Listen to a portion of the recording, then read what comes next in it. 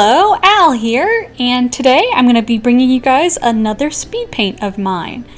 I know it's been a while, I've been gone a little bit. I was doing a few different things. I was acclimating to a new schedule at work. I went on vacation for a little bit and celebrated my birthday. So it's been a little bit since I've recorded anything. So I hope you guys are excited to see this new piece that I'm working on. So as you can see, this is another Critical Role piece.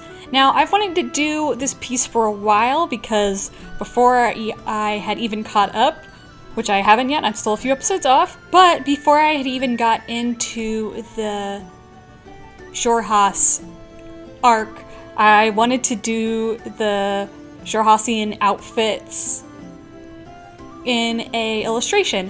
I had seen a lot of people doing the new outfit designs and, you know, using the Xhorhas aesthetic to make the Mighty Nein all these really cool outfits, and that's one of my favorite things to do. I love to design outfits for other characters and multiple outfits, and I had to do it, but I wanted to wait until I at least got closer to the actual arc so that I knew exactly what was going on and different things like that. And this scene actually isn't perfectly in line. I don't think there's actually a big dress-up scene, and there are a few other little details, like technically I think Caleb should be clean-shaven, and I don't necessarily think Esek would have been in that scene, but I wanted to draw him, so that's how it went. So this piece was a lot of fun and took a lot of time. There's a lot of people, and what I actually don't have in this video is the design process of all the different outfits, because I wanted to design each and every one of them like really specifically. So not filmed was a good probably extra hour of me just figuring out how I wanted each outfit to look and each costume, and I think my personal favorite is probably Jester, because I love Jester's outfit.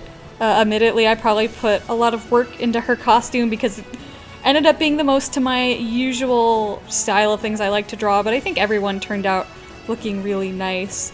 The color palette was a little bit difficult for this one because I had to keep the colors generally united, but not to the point where everyone was in the same color.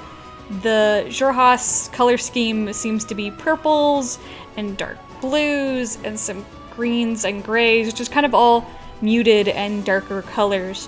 So while I tried to give everyone their specific color scheme, I also tried to make sure it was still within line of the aesthetic that I had already sort of made up for the Xhorhasian clothing. The other thing that I had to really watch with this piece, because of all the dark clothing, was the values. Putting darks on darks is almost never a good idea, and value is something that I've struggled with in the past, so there's a lot of like moving stuff around to make sure that nothing blended in too much, especially where the characters overlap, like where Caleb overlaps Clay and different things like that. I really had to watch the values on those and make sure that they didn't end up blending all together. One of the fun things about this piece was getting to design outfits for these characters while they're in a totally different part of their world. It was really fun to sort of design what they would wear even in a different culture, particularly with the characters who had kind of deep character changes during this early part of the arc. Like Caleb picking a less easy to look over outfit since he's not worried about being recognized anymore.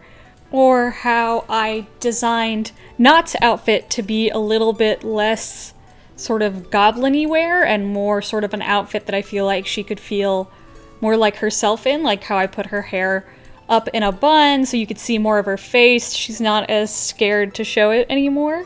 So little character details like that were really fun to do. Also, just things that I thought the characters looked cool in, like I love Caduceus's like long sleeve with one sleeve like bear. I just thought that was cool and looked neat. Like I said, I really like Jester's outfit. I think it's pretty obvious that out of all of the Mighty Nein, she's the one who kind of picks the more eccentric, grand outfits. I kind of wish, looking back, that I'd put her little pink haversack in there, but I don't know if I would have found a way to get that to fit with the rest of the color scheme. Though you do see a little pink in Caduceus, so maybe. I also really like Bo's outfit, although I admit Bo is channeling some like Sokka vibes. I think it's because of her bun and the blue outfit and like the shoulder things. She looks very Water Tribe-y. I also really like Essek, but he was a fun character to design because essentially he's just described as a hot drow, which we all know that there are lots of, and that was fun to do. So this is where I start putting in the shadows, and this was kind of a struggle, admittedly, mainly because, like I said, there are so many already dark colors on this, and making sure the shadows still came across on each character was a little bit difficult. I think I ended up giving everyone their own individual shadow layer so that I could mess with each individually, so that certain characters who might have needed a darker shadow could still come out darker and whatnot. So I think every character ended up with at least 2-3-ish layers to them, because you have the flat color layer, and then you have the shadow layer, and then I forget if I put everybody's light or highlight layer on the same one. I think all of the highlights are on the same layer. But yeah, this wasn't as difficult as a piece that I'm going to be showing again really soon, because the light wasn't as important. So the shadows are more about like showing where fabric is falling and showing shape and form, rather than light, because the light's kind of normal in this piece. But it was still something that I really enjoyed doing to make sure all the characters still came across. And this piece is pretty much finished. There's a few more little bits and pieces. I struggled a little bit with how I wanted to render the shadows on the wall and the floor. At one point I tried to like put a highlight in the floor. I don't know if I filmed it because it was something that I constantly was like doing different things with, so I think I cut it all together and just went with the big shadows. But that's pretty much it. So let me know what you guys think about this piece, and if you guys want to see any more speed paints like this, you guys can always feel free to like this video and subscribe. I actually have a new piece that'll be out super duper soon, so there won't be a really long wait in between it. And I hope you guys enjoy the rest of your day.